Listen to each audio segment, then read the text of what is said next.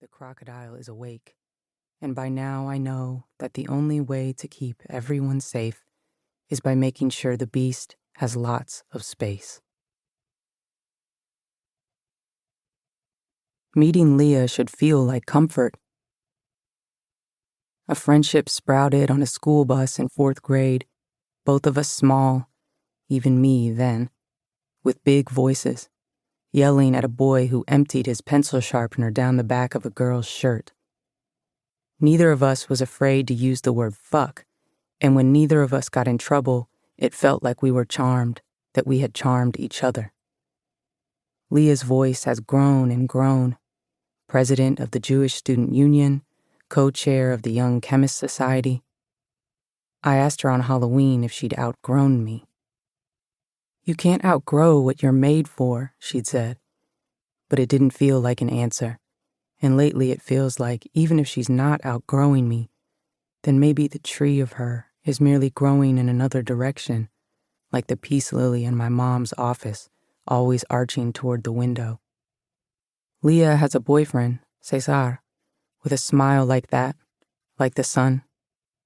I don't blame her for leaning into him when lately everything about me is missed. It's June, but Leah wants hot chocolate, and these are the things I love about her. But when I sink down across from her, I almost forget to smile. Across the street, a cat stares at itself in a store window, lashing its tail, suspicious of its own reflection. I feel the same way, and this is why. I don't do it on purpose. But while Leah is stirring her cocoa, the steam rising and curling like exhaust, her mouth moving in the shapes of words, I am imagining standing up from the table and lifting its edge, sending the hot brown liquid splashing across Leah's bare chest, Leah screaming, Leah trying to get it off, Leah going to the hospital for 3rd-degree burns, me sitting and doing nothing. How hot is hot chocolate? Hot enough to burn? How hot does it have to be to cause 3rd-degree burns? Is there a law for how hot coffee can be? Would I be allowed to help, or would she never speak to me again? Are you listening? My hands are knotted under the table, and my eyes had followed. When they rise, there's Leah's face frowning, but I'm still thinking about her screaming, how she would sound with her skin turning red, then purple. I don't do it on purpose. I'm picturing blisters while she's asking me if I heard her. I'm wondering if there's a first aid kit in the coffee shop while she's asking me what my problem is. I tell her, I'm fine. Sorry, I got distracted. It's like my brain is a stage magician's hat.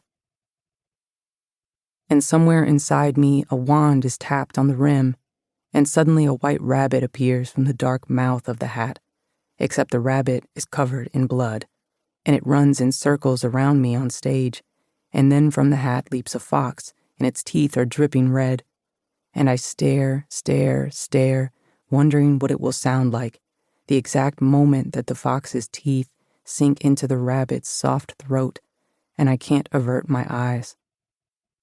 All of this happening all the time. Unable to look away, my brain both fox and rabbit, and also the hat, and especially the teeth. What are you thinking about?